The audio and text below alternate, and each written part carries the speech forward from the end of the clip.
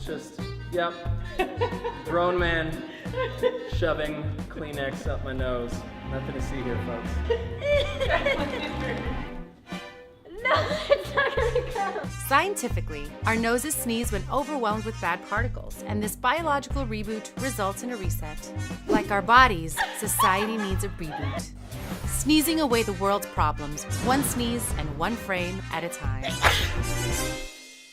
SneezeFrame inspires us to share in a human experience by capturing individual sneezes through photo and video, serving as a reminder that we are all the same.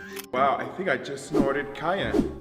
That's new. I'm feeling a slight bit of shame, a slight bit of embarrassment, coupled with radical freedom. I'm gonna say it's turned into like an eHarmony thing. I chose the unicorn horn as my sneeze agent because I know it works.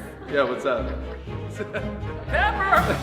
SneezeFrame is a fun visual art campaign with a message. I want to sneeze out of this world all the bullying that happens. I want to sneeze out self-hatred. The wage gap, Doubt. abuse and neglect, Closed-mindedness, fear, Poverty. hunger.